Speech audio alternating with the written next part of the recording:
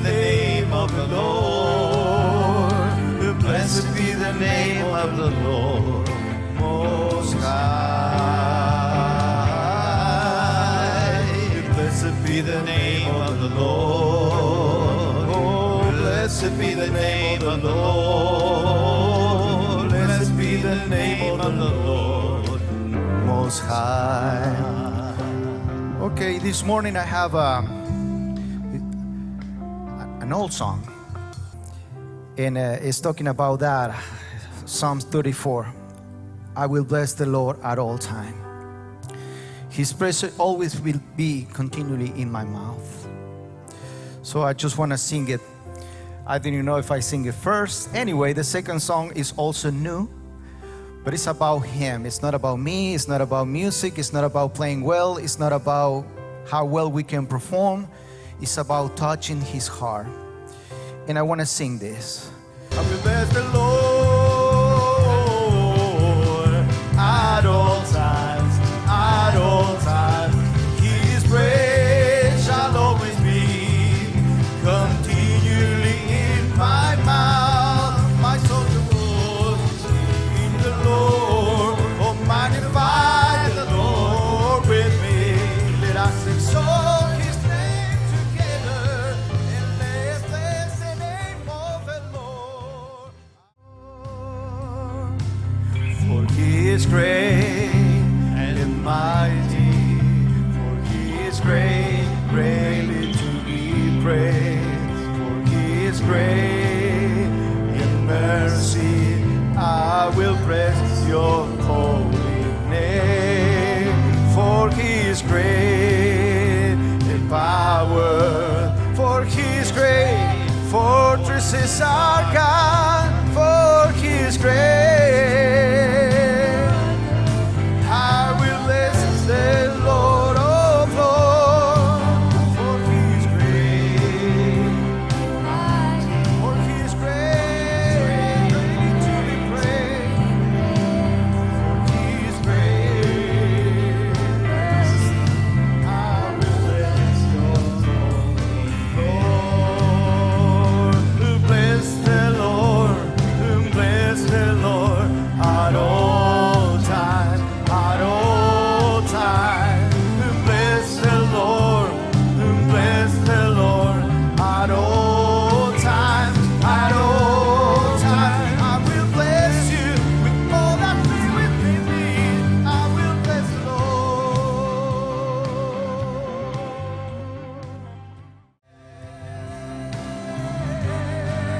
You are worthy of it all. By the King, you are worthy of it all. All the praises to you. For from you are all things, and to you are all things. You deserve the glory. You deserve the praise. You are worthy of it all.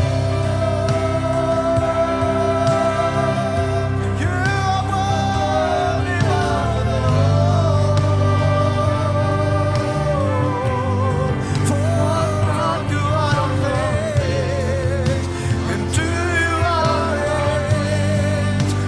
You deserve the glory.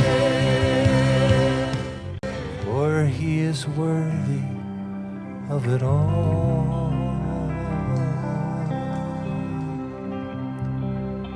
He is worthy of it all. For of Him comes the day, and from Him comes the night. I will give Him glory. So in the best of days, in the worst of days, He's worthy of it all.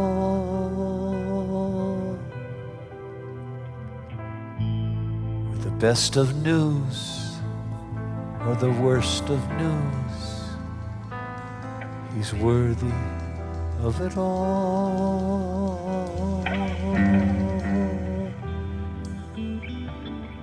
the best of days, in the worst of days, let our worship arise.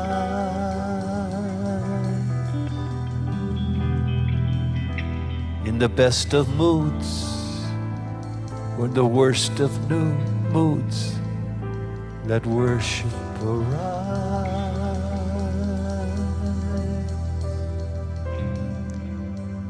In the days we are happy, or in the nights we are sad, let our worship arise.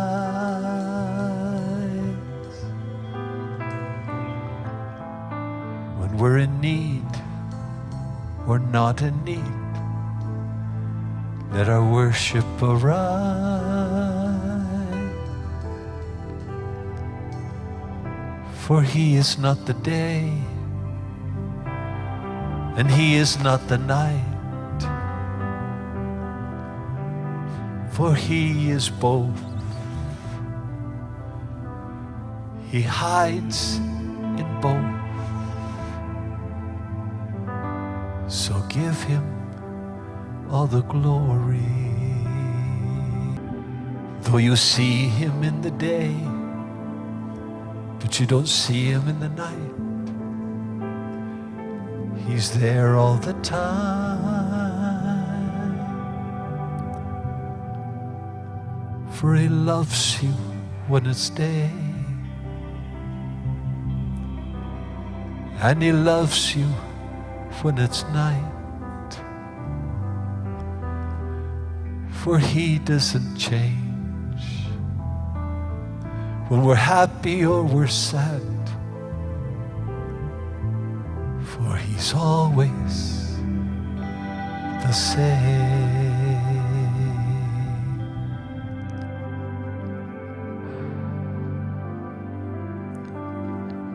For it's in the night that He prepares our new day.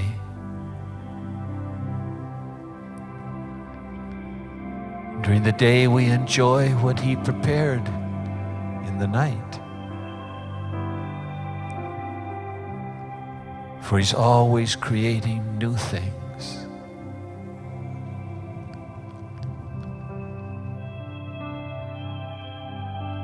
But new things in our lives are rarely born in the day, but they're born in our nights. They're born in the shadows. They're born in sadness. They're born in tears. It is there He creates. It is there where He abides.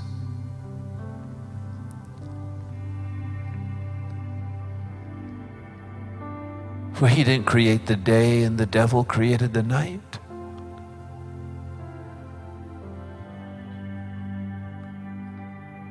Our enemies don't create the night.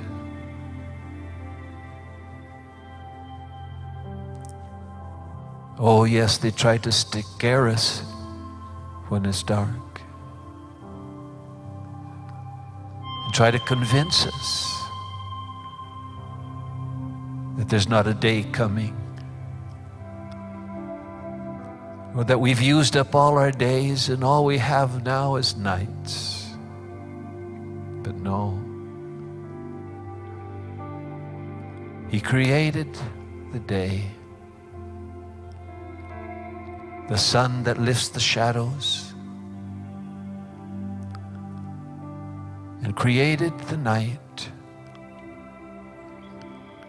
But He didn't create the blackness. He left luminaries to accompany us during the night.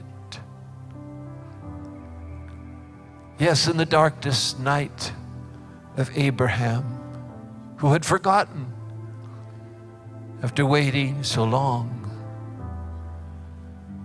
He had forgotten and thought the day would never come because he forgot. that God placed lights in the darkness. He created lights. But because when it's dark, we like to go inside and hide until the night is over. And we lose the beautiful light that there is made for us in the night. The luminaries that shine. So in the darkest of night, come out of your hiding. Come out of your fears. Come out of your dark thoughts. Come out from the fears and look up. And if you listen at the night, He'll always be saying, Abraham, come out of your tent and look up. But it's night. There's nothing out there. Yes, there is. And each one of those little lights is a reminder of His promises. A reminder that the day is coming. That the day follows night. And night also follows day. And we will have both. Some seasons there's almost no night. In other seasons there's very little day. But those are the seasons, they change also. Sometimes your days are long and your nights are short. And other times your night is very long and your day seems short. But He created them both, and He abides in them both. So come out and remember His promises. Come out and say, what do you see? The day is coming. The day is coming. And the night will not last forever. And if there was only one day, the day He came to you, the day you met Him at the cross, the day He said, you are mine, the day He rose again in your heart and became the morning star in your heart. And He said, you are mine, and you will be with me forever. And after that beautiful day, there were no more days in your life. They were all nights. Would that day be enough? Knowing that you will be with Him for an eternity? If I only had that one day where He forgave my sins and I knew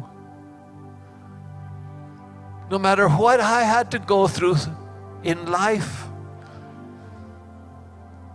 this life would end and eternity would begin for me with Him. I still would say, you are worthy of it all. If there were no more days, I'd be looking forward for that day when there'd be no more pain, no more evil. And it would all be over a short time.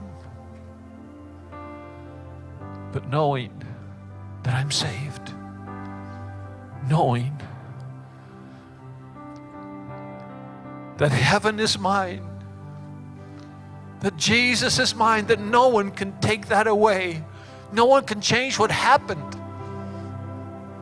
in my life.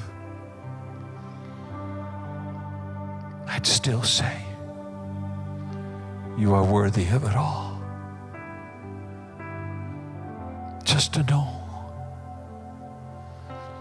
that it is finished. My sins are no more. Do you feel the same? Do you depend on the days to believe and love Him? Or can you say, when He asks, lovest thou me? That was a long night for Peter. A long night. Seemed day would never come, and the rest of his life it would all be night. And Jesus said, do you love me? He didn't say the day was coming or everything would change. He said, do you love me? Wow. 1 Peter chapter 1 and verse 1.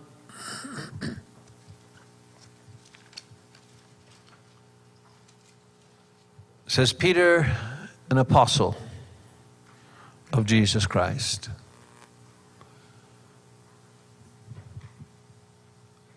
He was a disciple, but now he was an apostle, feeding the sheep.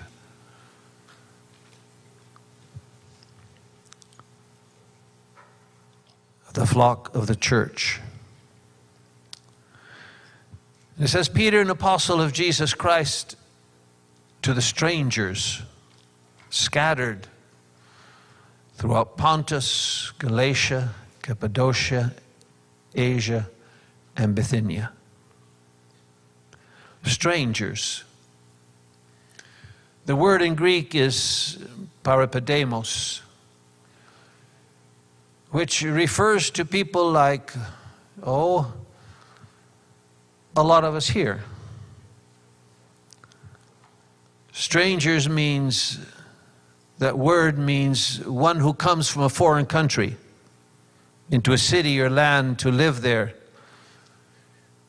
with the natives of that country. So he said, Peter writing to the foreigners, to those that were living in a land that was not their home, their homeland.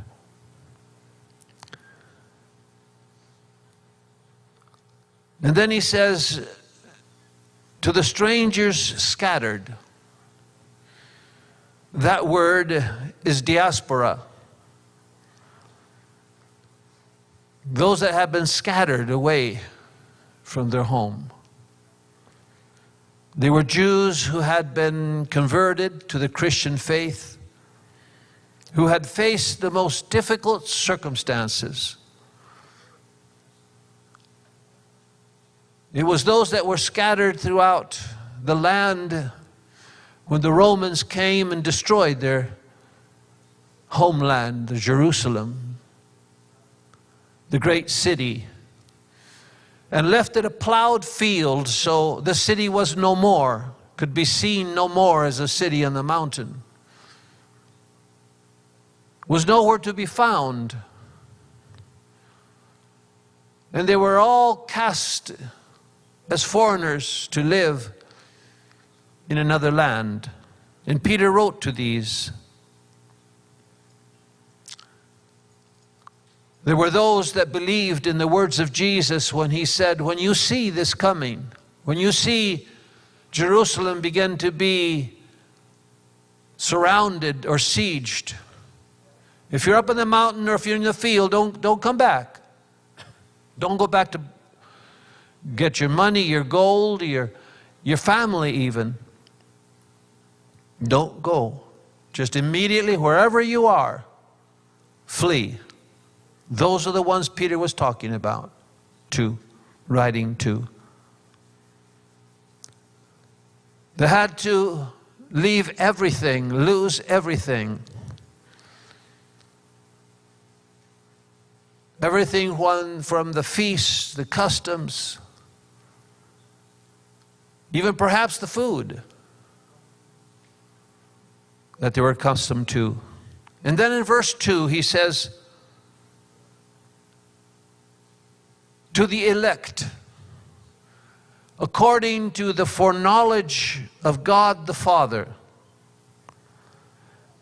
through sanctification of the Spirit, 1 Peter 1:2, to obedience and sprinkling of the blood of Jesus Christ, grace be unto you. Peace be multiplied unto you. The elect means chosen. It's like an election. It means to those that have been chosen, have been elected, have been picked out, chosen by God. Christians are called the chosen, the elect of God, chosen to obtain salvation through Christ. What a privilege.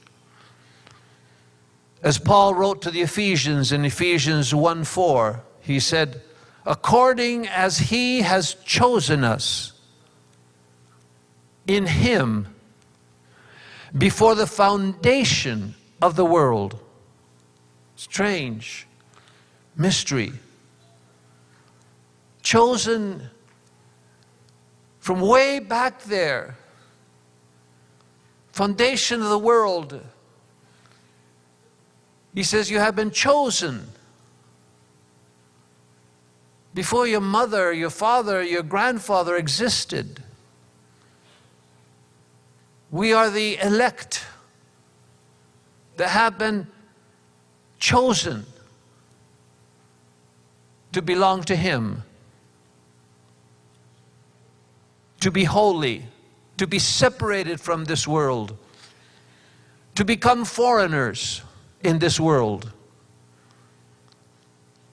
that speak with a different accent, that have different customs, that do not adapt to the customs of this world, that are not one, that are not mixed like one more of this world. A foreigner,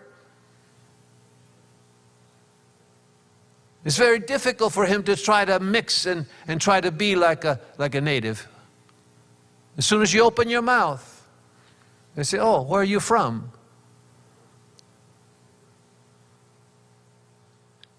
You're not the same. Your language is not the same. Your smell is not the same. No matter what perfume you use, you smell what you eat. And people smell us. When I travel, they say, you smell this way. And to me, they smell that way. You can almost tell where a person is from just by smell. People even here, they can recognize who's white, who's brown, who's black, by smell. Don't even mention the dogs with their superhuman smell. Yes, according to the spices they use, what they use to cook. We're not part of this world. We're not supposed to be part of this world. And no matter how much we try to be from this world, we are strangers because we have been chosen from before the foundation of the world to be different than this world, to not fit into this world. And no matter how much we try to fit and be like everybody else, we're not like everybody else. Our origin, our life, our future are different than those that are not chosen. Things that happen will be different. So we cannot say, well, yes, we're one like all the rest, and why me? Why is my life like this? Why does this happen to me? Or why can't I be like such? Because we are foreigners. And because we are foreigners and chosen by Him, our life will be what He has designed from the very beginning when He chose us for us to be. So even if you try to put a mask on and try to be like others in the world, you never will be. You never will fit. Because we are not of this world. We are chosen. We are elect. We are privileged. According to how He has chosen us to be holy. Holy meaning what? To dress in a white robe and put a halo on our head? No, it means, as you know, separated, sanctified, different. Actually, the word is closer to an alien in this world, a stranger from another world even. It's closer to alien. Living as strangers.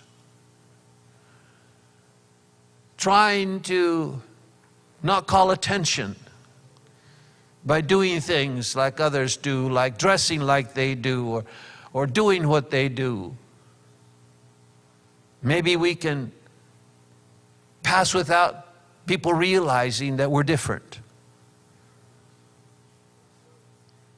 But our accent, our customs, our speech, our life, our choices, what we do on Sunday set us apart from this world. I continue reading in 1 Peter chapter 1, verse 3. He says, "Blessed be the God and Father of our Lord Jesus Christ, which according to His abundant mercy has begotten us again to a lively hope by the resurrection of Jesus Christ from the dead, to an inheritance, made us to be born." Begotten means to be born, to be brought forth, to be given birth. That's what a mother does. That's what God does. He gave birth.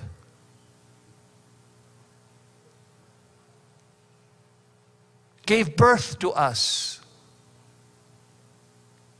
to a lively hope by the resurrection of Jesus Christ from the dead.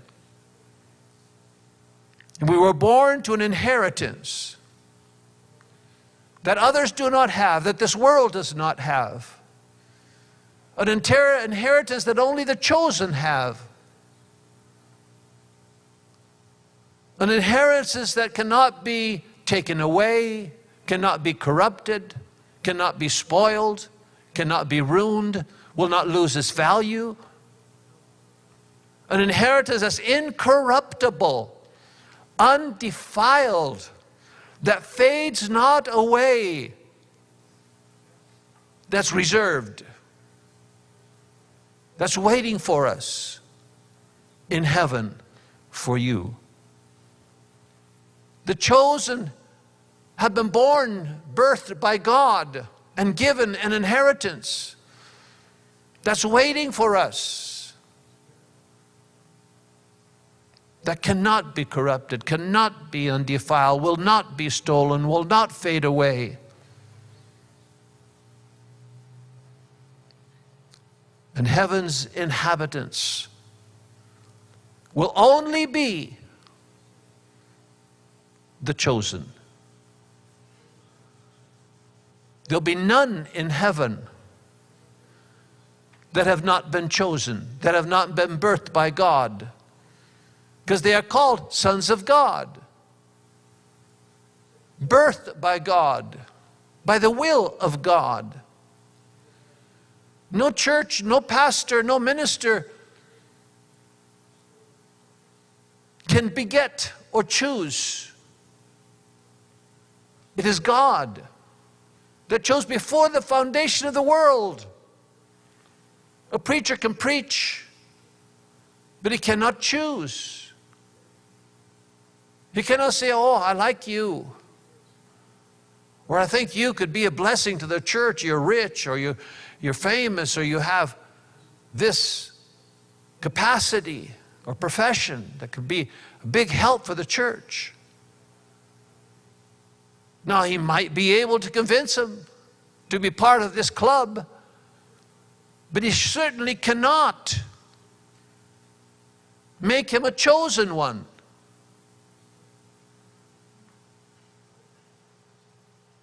He can sit beside a chosen one, come to every service, pay his dues or his tithes, praise the Lord.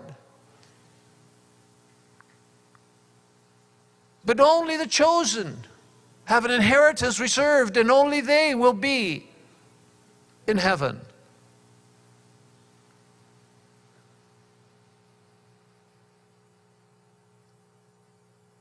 And those that are chosen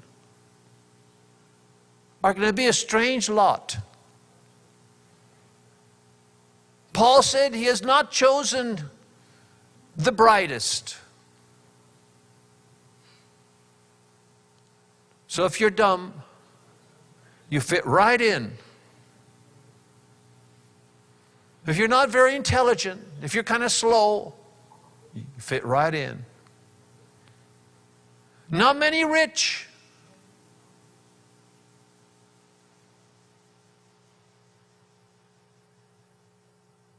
He has chosen those that are unchoosable for this world. Those that this world would rather not have. That the world would rather say, that's not the type of people we want.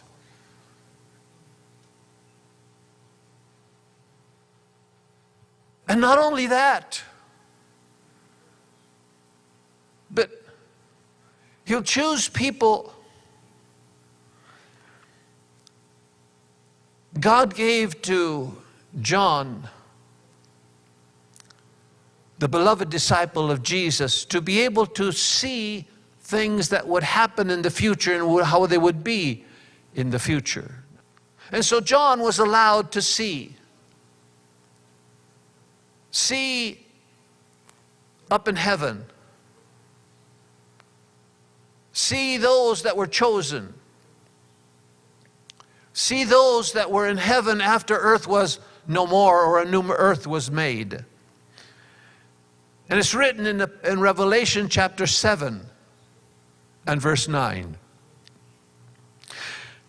And John says, after these things I looked, and behold, a great multitude. Now, just stop right there for a moment. If you think that God's chosen that are going to be in heaven forever are a tiny little group, not. In heaven, the chosen are going to be, he says, I saw a great multitude which no one could number, of all nations, not some, all nations, even nations that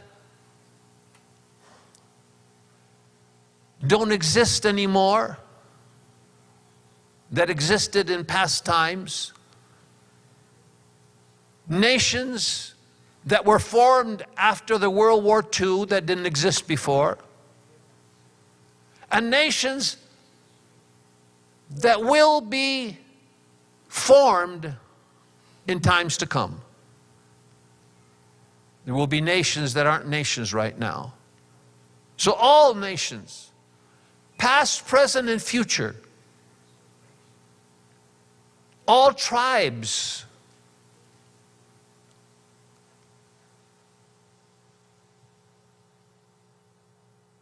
of all tribes, not all tribes, of all nations, of all tribes, of all people, of all languages. He saw them standing before the throne and before the Lamb. Back to 1 Peter chapter 1.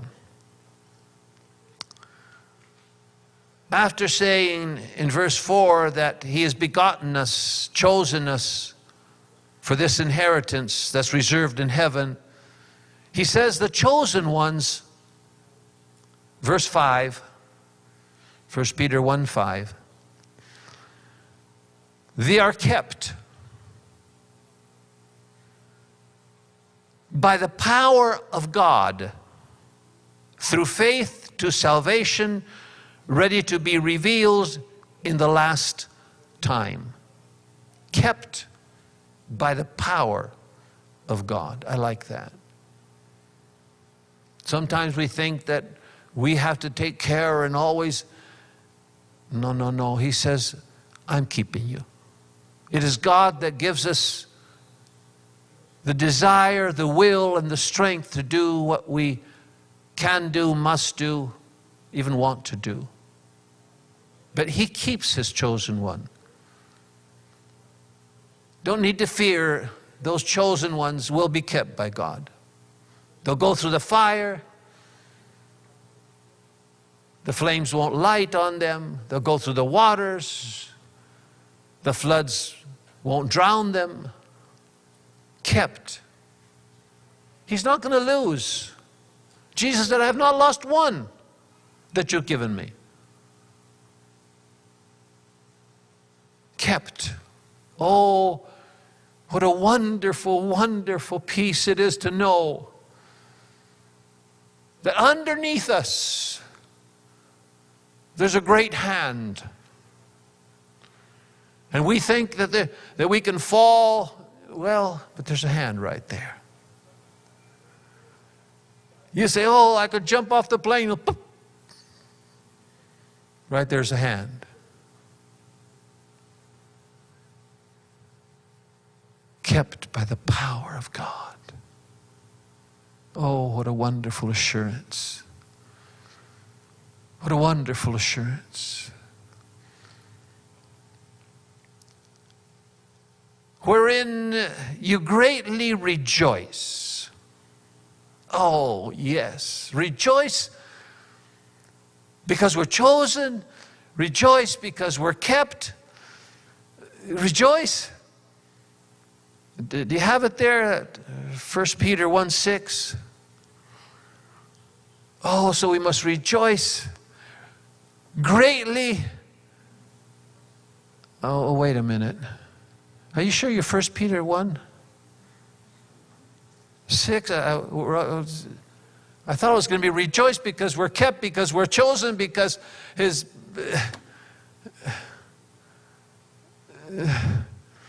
Rejoice,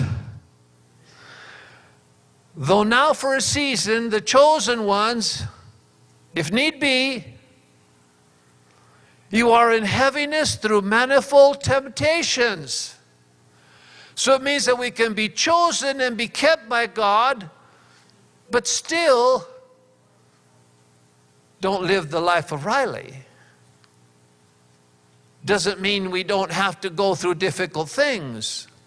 Doesn't mean we're chosen, we have a silver spoon, and we have a wonderful life. Yeah, we have a wonderful life, but we greatly rejoice, though now for a season, if need be, doesn't mean it's going to be, if need be, you are in heaviness through manifold temptation. And verse 7 says that the trial of your faith. I know what that, New King James, but the word there is trial of your faith. Being much more precious than gold that perishes, though it be tried with fire, might be found to praise and honor and glory at the appearance of Jesus Christ. So it seems that the chosen also must, like even many people in the world, must have trials, temptations, sicknesses, problems.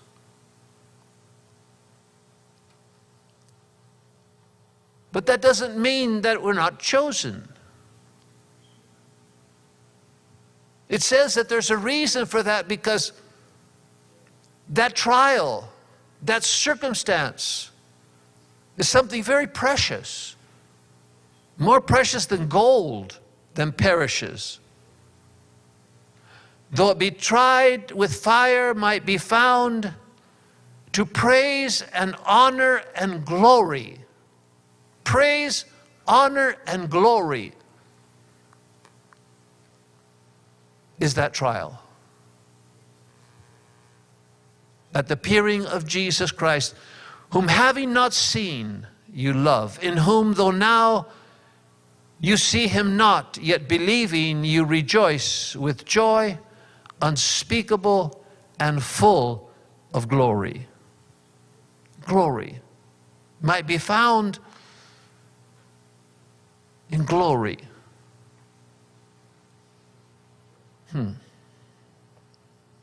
Receiving the end of your faith, even the salvation of your soul. Peter, I'm sure, when he was writing about the trial of your faith, I am sure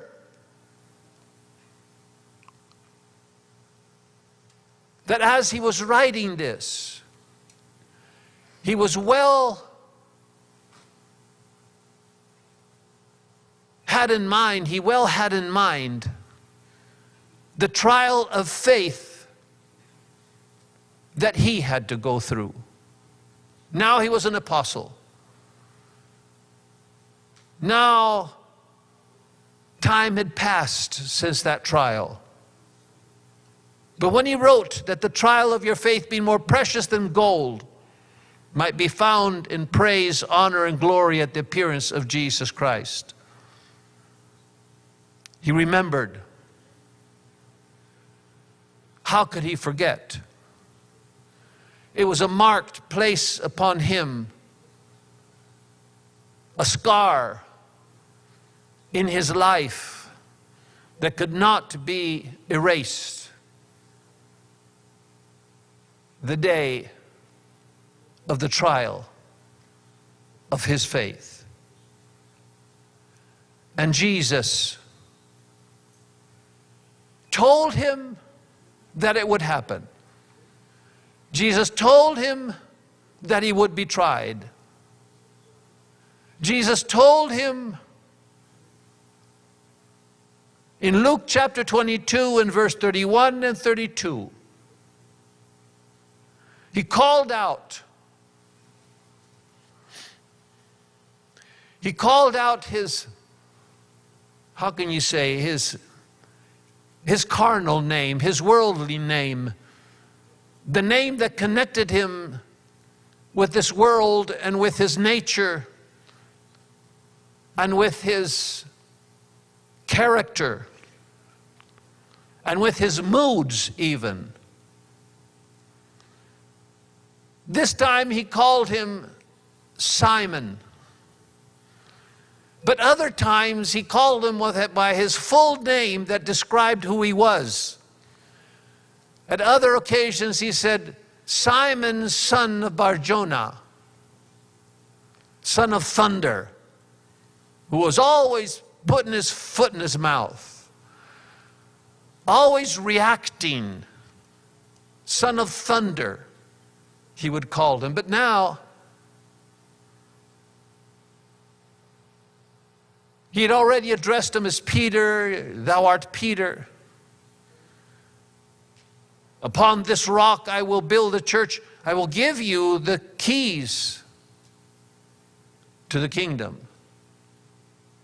That was Peter. But here Jesus was calling the one that would soon become not only Simon, but could be well called Bar-Jonah by what would happen. And Jesus said in verse 31 of Luke 22, Simon, Simon. Jesus said, indeed, Satan has asked for you that he might sift you as wheat. That's an interesting concept. That Satan himself might request to interfere in the life of the chosen. Interesting concept. Interesting, not because Satan would always want to do harm to God's people because he hates God's people, because they took his place. They were chosen. They were given the incredible magic possibility to be able to create life through the woman. Satan cannot create. He cannot create a demon. He has the ones that came down with him from heaven. He can't create things. He can ruin things. I mean, anyone can grab something he hasn't created and ruin it, throw it down, break it. You don't have to be an engineer to do that. Oh, he can break, he can ruin, he can change, he can make something beautiful to be horrible, he can take the beauty of music and twist it. So he asked, and certainly he that was writing of the chosen, we know that he was chosen. Thou art Peter, I have chosen you. He was a chosen one, and yet being chosen,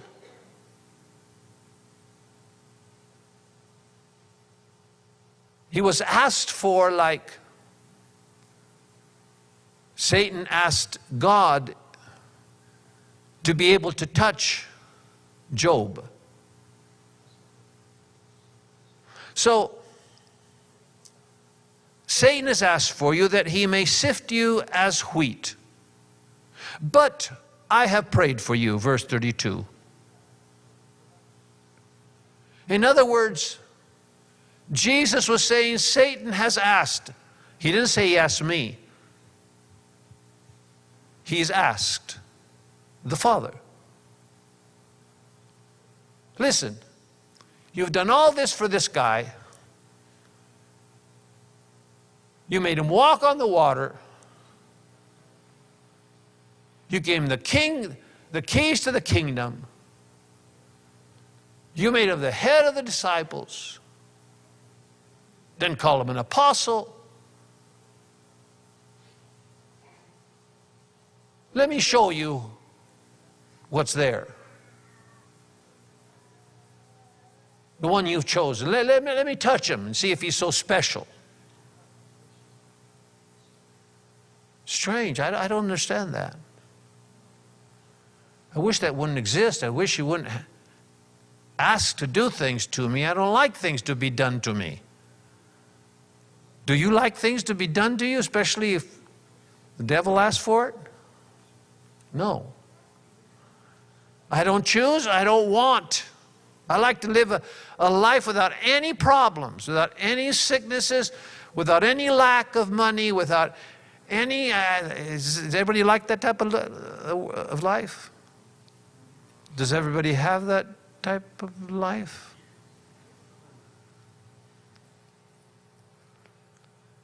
So anyway, Satan asked him, and Jesus said, be ready.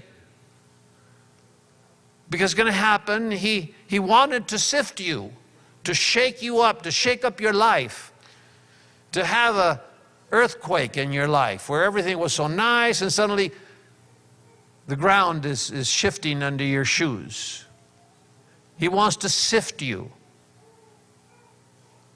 And it's implied that the answer was, go ahead. Because Jesus said, but I have prayed for you. And what I have prayed is not that it would not happen. The prayer of Jesus was not against his Father's permission.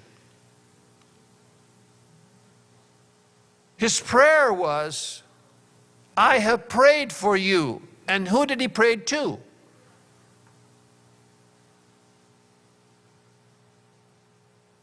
Who do you think he prayed to? Who did Jesus pray to? The Father. So, Jesus knew that the Father received Satan and that Satan asked him to let him sift Peter.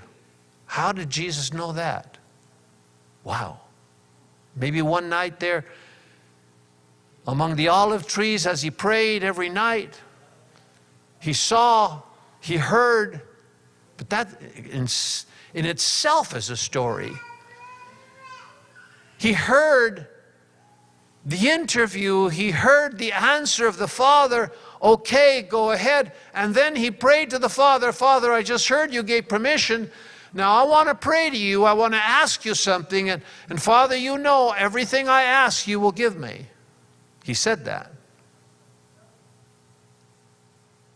And so he asked, but not, God, revoke your permission for that life of Peter to be touched. No, he said, I have prayed for you to the Father that your faith should not fail. And when you have returned to me, wow. He so believed that prayer was going to be answered that after his faith was tested, after Peter went through whatever he was going to be going through, he would come back to Jesus again. He said, I know, and I've asked. And when you come back out of that trial, when you come back out of that situation, see, there's a coming back. It has a beginning and an end. Everything that's determined by God has a starting time and an ending time that's written. It's not, we'll see. Well, how long will this last? I don't know. It depends whether you're good or whether you're bad.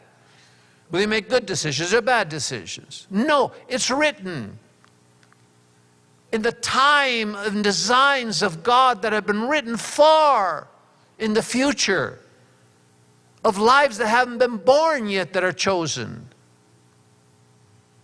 Everything has a starting point that starts in God's will and an ending point that ends in God's will. Wow. Chosen, kept, allowed to be tried, and the time of the end has come. I'm sure, like myself, many of you here and out there that are listening to me have been tried not one time but many times in their lives. And I'm sure you can all give testimonies. And many of you have been given testimonies. And some of you we know when it started and we know when it ended. We know when you got sick and we know when you were healed. We know when you got mad and left, and we know when you returned again. And you know it too. We have been tried many times. We have been kept in each of those times. Because there always will be an end, a returning. And when you return to me, Peter, after the trial, strengthen your brethren. You've gone through this trial, so now you can console them that still are going through the trial, to help them understand that God keeps you, that He's in control of your life, He's in control of circumstances, He's in control of your body, He's in control of every virus, He's in control of everything that might happen to you. And we know what trial we're talking about. That the trial of your faith. And yes, Peter, who one day, the day of his shame, the worst day of his life, when he sunk into the deepest hole of depression and despair, after taking out his sword and bewailing and saying, I'll give my life for you, Jesus. When his life was in jeopardy and Jesus was being taken to jail, and there in the cool of the night, warming himself by a fire, someone says, you're from Galilee, aren't you? I recognize your accent of Galilean. He says, in fact, I think I recognize you're one of the followers of this outlaw here called Jesus that they're going to put in jail. And Peter, who a day before was ready to give his life for Jesus, and with my sword I will defend you, suddenly he shriveled, and Simon Bar-Jonah became Simon, the weak little worm. And yet, oh, I don't know him. No, I'm not his disciple. I'm not his follower. And then, watching the developing of circumstances, the Via Dolorosa, watching from afar, like many of his disciples, Jesus being carried to Golgotha, being crucified, and watching that, and remembering that he had denied, perhaps even remembering or forgetting, I don't know, that Jesus has predicted that he would be tried in his faith. There as he watched Jesus cry, Eli, Eli, lama sabachthani. Many have written that what Peter heard was these words, Peter, Peter, why did you abandon me? And that made it worse for him. And then Jesus gives up the ghost after having cried out, Peter, why did you abandon me? That's why one day, when Peter's life changed forever, the day of his restoration, the day when he returned, like Jesus said that he would return to him, he encountered Jesus. You remember the story. Peter was depressed. He felt he had left it all. He had lost it all. Jesus had left. He died. He saw him die. And the words probably resounding in his conscience, Peter, Peter, why did you abandon me? Did he imagine it? I don't know. But a lot of traditions say that that is what Peter remembered. And as he was fishing, the dawn was coming, the fog was beginning to lift, and he hears a voice. Have you caught anything? And immediately he recognized that voice. He recognized that voice. And I guess it was kind of warm that night because he was naked. It says he jumped into the water, swam to the shore, and in his birthday suit,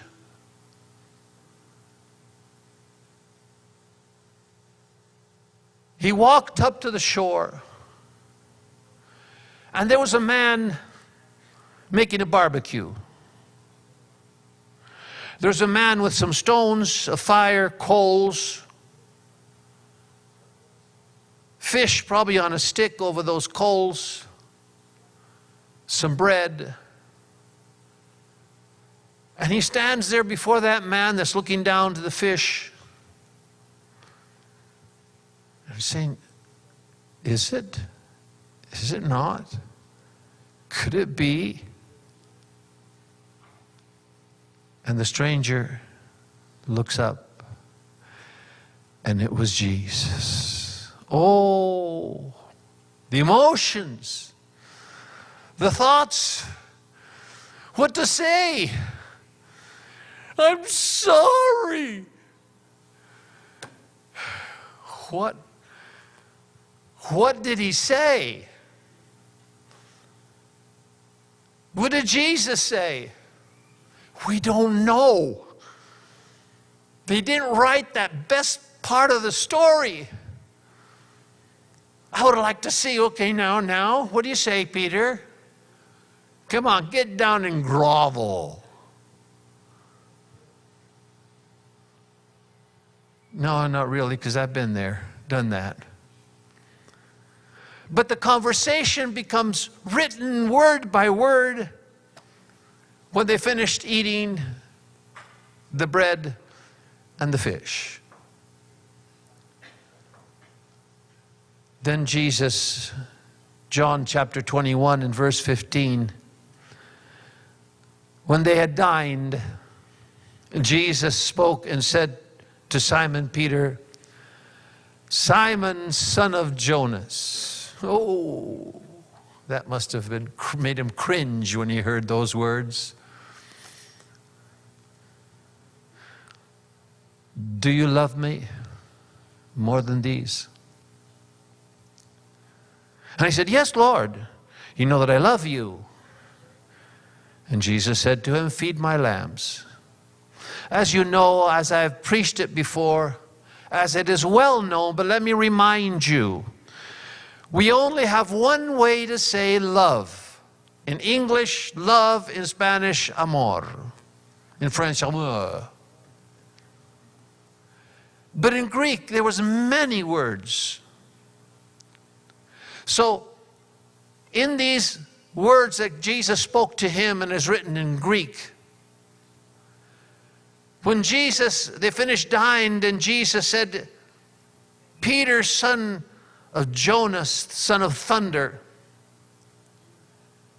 do you love me? Agape.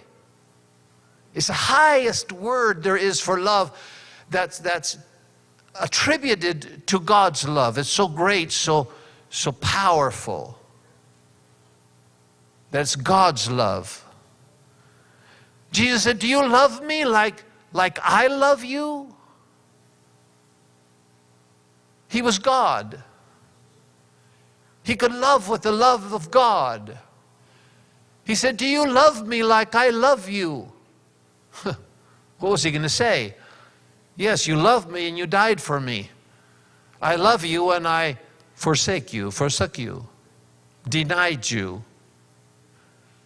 No, when he said, yes, Lord, you know that I love you, he said, Lord, you know that I phileo you.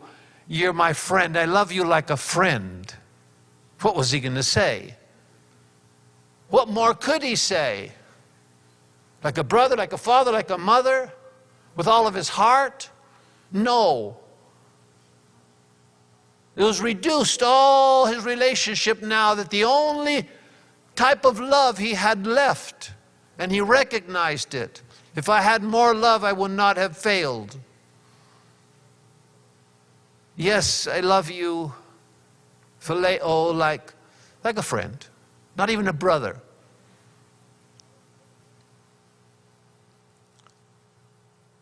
Love of a deep friendship between friends. But that love, you've seen friends fight, right? Yeah, that love, phileo love, vanishes with emotions, vanishes with offenses, vanishes with pain in life, vanishes with disillusion. Here in the service, I love you, I love you, I love you. Then when we get back there and our tax letter came in, oh my God.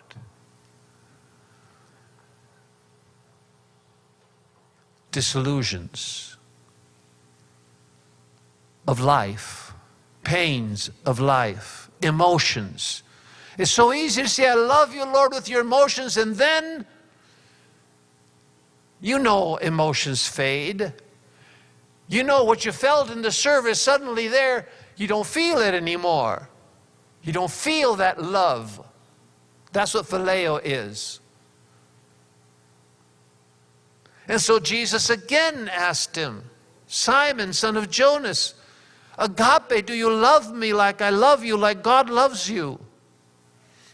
And he again said, Peter responded for the second time, he says, Lord, I love you like a friend.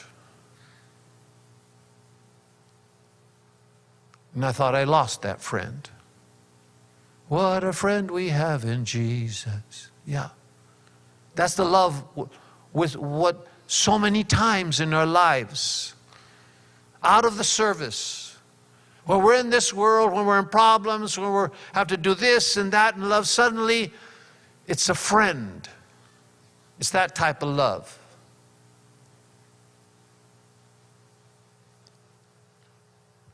And then Jesus asks the third time.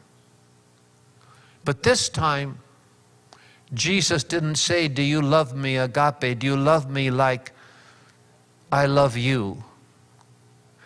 He said the third time, verse 17, it says, Simon, Simon, son of Jonas, you love me like a friend?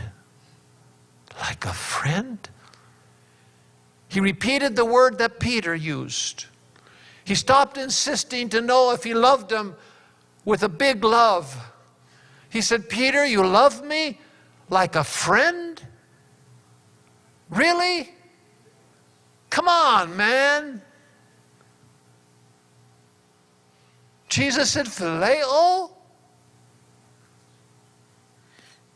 And it says, Peter, verse 17, he was grieved. Grieved that Jesus said the third time, do you love me like a friend? And he said, Lord, you know all things. You know that right now I just love you like a friend. That's the truth. That's the truth. I wish it wasn't that way. But my actions have showed so clearly how deep my love was for you, how quickly I forgot when the trial came, how quickly I forgot when the pain arose, how quickly I forgot when the troubles came. The truth is, Lord, I wish I could love you like you love me, or even 10% of that, but the truth is, I do love you like a friend. And Jesus said to him, feed my sheep. You know, Lord, that I'm flesh, I'm blood. I don't think I'm capable of loving you in that way, in a way that emotions will not change, that circumstances won't make me doubt. Yes, many of God's children, even chosen one, they stumble in a crisis. This love based on emotions isn't enough to carry us through the problems in life. That's why the only thing that'll carry us through is not emotions.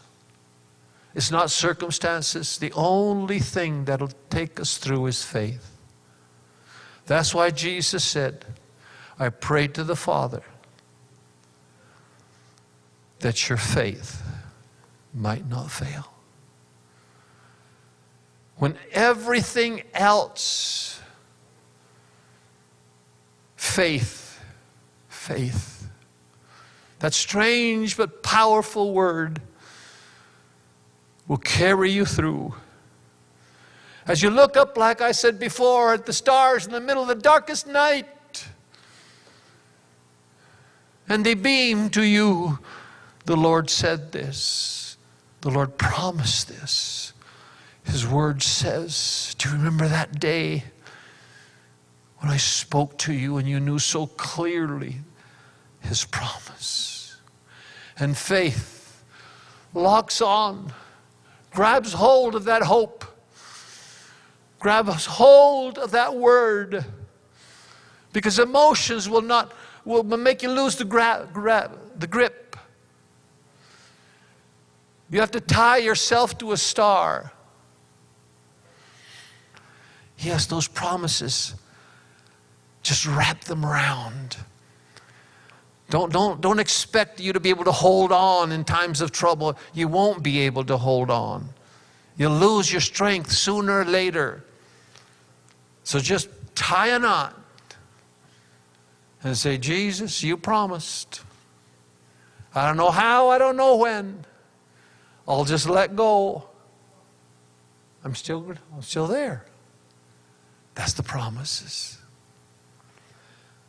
So do you love me? Jesus asked Peter. Do you trust me as I love you? Do you trust me with your life? And then Jesus said these strange words, verse 18. Truly, truly, I say to you, Peter, when you were young,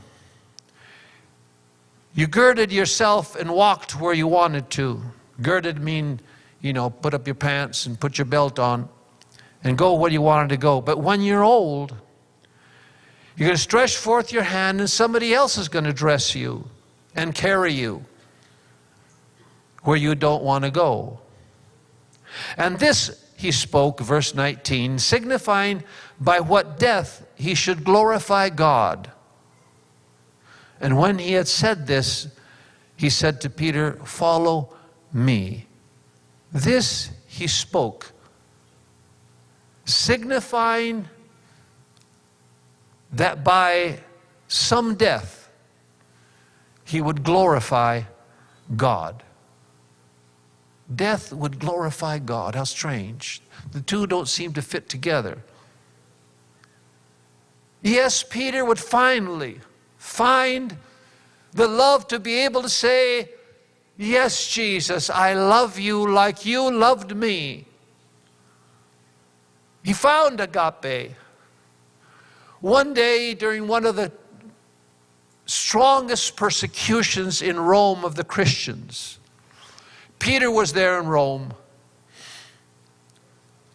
Nero was trying to destroy the Christians in the most terrible ways and tortures, even lighting them up by the road on fire to be lights to illumine the road.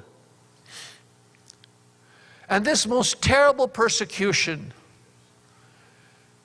Peter once again was scared. And he fled from Rome. And he was going down the road away from Rome. And the legend says that Jesus, he didn't know it was Jesus, but it was a man came walking towards him, going towards Rome. And when the man got close, Peter said, "It's Jesus." And as the man was approaching, he said, "Peter, quo vadis?" That's Latin for, "Where are you going?" And he said, "Oh, there's this terrible persecution. I have to leave the city because they want to kill me." And they say that Jesus just kept on walking towards Rome. And Peter said, Jesus, quo vadis et? Where are you going?"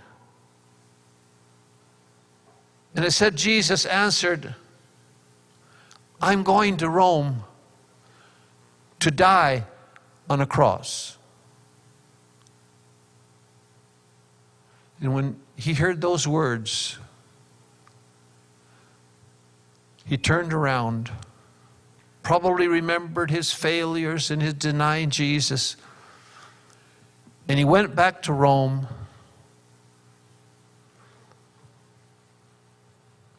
They caught him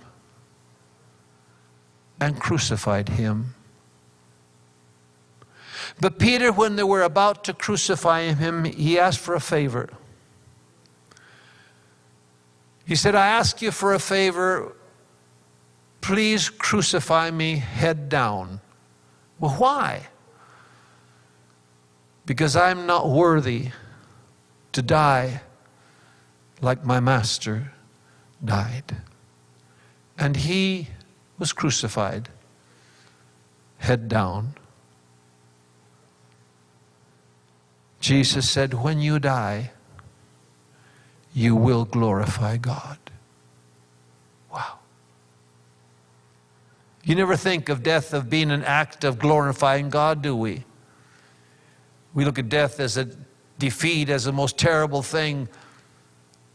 And yet, it is written in Psalm 116:15, it says, "Precious in the sight of the Lord is the death of his saints." Precious.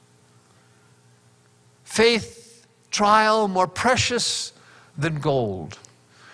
Now we know we're all going to die one day. Of course, we're nobody in a hurry.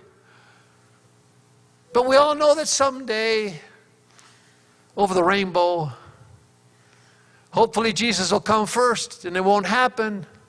But we all know it's there like a nagging thought that we don't pay much attention to. But Jesus said, "You will glorify God. You will glorify God." Wow. May the day that arrives for me, that I might be privileged and blessed to glorify God. Precious. Of course, we don't think of problems as precious. We don't think of trials as precious. We don't think of sicknesses as precious. We don't think of pain as precious. We don't think of lack as precious. We don't even think that summer is precious when it's too hot, or winter is precious when it's too cold. Neither do we think any of the trials that we might go through in life glorifies God, is precious, is precious. I don't understand the economy of heaven. I don't understand what part suffering in the saints have. That's always been a question throughout Christianity, that pastors and ministers, philosophers have tried to find the answer to, but there is no answer to that, because it's a personal answer.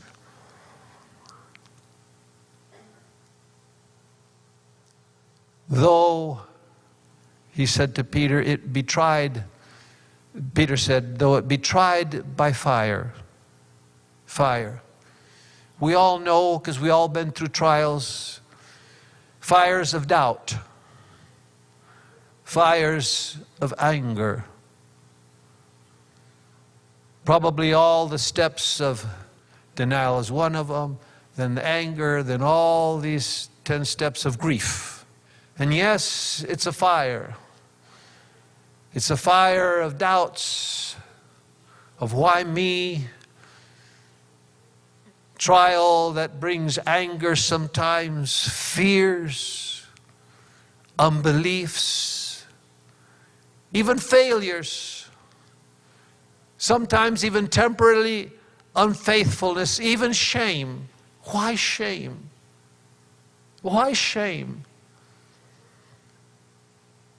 Preachers that have preached on faith and that you can't get sick and you shouldn't get sick. If you have faith, you wouldn't be sick. They get sick and then go secretly in planes to Canada to get operated so nobody knows. Why the shame? The shame is of saying, no, I did something wrong. The shame of people say, oh, do you know such and such a sick? I wonder what he did. Such a wonderful minister, and look now, what did he do? Was he unfaithful to his wife? Did he put his hand in the till? Did he rob? Did he steal from his ministry? Oh, look how God is punishing him. I don't know why. The first thing that comes to our mind, what did I do wrong? Why is God punishing me? It's just like it comes up. I used to at one time, I don't anymore. When something happens, I say, for which of my sins am I being punished? Tell me at least, there's about 1 million. Tell me which one. No, he doesn't punish his chosen ones, never. Shame. And I want to draw your attention as I come to the end to our Lord. The shame of walking through Jerusalem almost naked, bearing the cross that the guilty criminals, he had a sign saying, I'm a criminal. I've been tried, declared guilty. And here he was, marching with the guilty, going through the gauntlet as people throwed stones at him, spit at him, spoke evil of him, cursed him. As he walked through that narrow road, if you've been there in Jerusalem, the Via Dolorosa is narrow. I mean, there was people on either side, and he taking the cross on that narrow road. People could touch him or hit him. The shame of the nakedness, the shame, the walk of shame. And yet, yes, so many times we are ashamed. Even to say, look, I'm sick, will you pray for me? Look, this happened in my life. No, I don't want anyone to know. The shame. All the steps of us trying to deal with our trial. The trial of your faith, that's what it's about. Just tie a knot to his promises. Hitch a star, which are the lights of the night, to remind Abraham that his promises will be fulfilled and it will happen what he has said. So it might be found, whatever trial you might be in, you are, that it might be found as praise and honor and glory at the appearing of Jesus Christ. And may your life glorify God by being the chosen person you were born to be and were created to be. And may you fulfill your purpose on earth. And as Peter, you might embrace that shame, embrace that cross, embrace his love, embrace that which is so hard to embrace. And may your life glorify God. And remember, Jesus said to everybody in Luke 9:23, not to his disciples, he said to everyone, if anyone wants to come after me, deny yourself, take your cross every day, and follow me. So he's saying, get behind me on the Via Dolorosa. Look at me walking weak, almost bloodless, full of pain, with a crown of thorns, and you know how it bleeds when you get hurt up here in your head. He says, look at him. Follow me. He didn't say, I'll be there somewhere. No, he says, I'll be right in front of you. Take up your cross, whichever that might be, and follow me, so that I might give you strength. You might look at me. I'm not ashamed of taking that cross. Look at me. Look at the pain. Look at my love. Look at how I stumble and fall. Don't lose the faith because you stumble and fall. Just get up. Take the cross again. I stumble too. Follow me. And if it gets too hard to bear, look at that man that said, here, let me take your cross for a while, Jesus. I'll send someone to help you bear so you're not alone. It's much easier if you have someone there that can help you bear. Take up your cross and follow me. Whatever your personal cross might be, no matter what the circumstances might be, may agape triumph. May the love of Jesus triumph in your life as you follow him. Father, I thank you for the choosing. I thank you for the privilege of following you, for the privilege of being your follower, your disciple. Thank you for your calling. Thank you for your promises. Thank you for the inheritance that awaits us after a short time here on earth. Help me.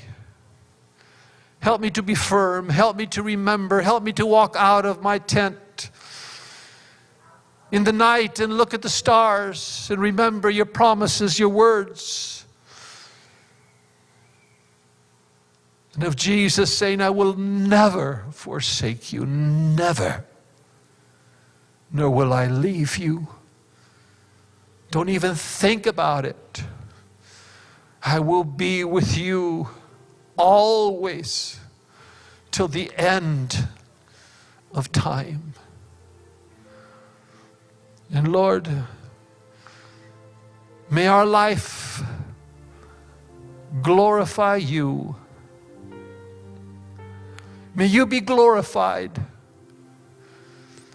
in our life. In the times of peace or the times of war, in the times of health or the times of sickness. I want my life to glorify you. In my life, Lord, be glorified, be glorified. In my life, Lord, be glorified today.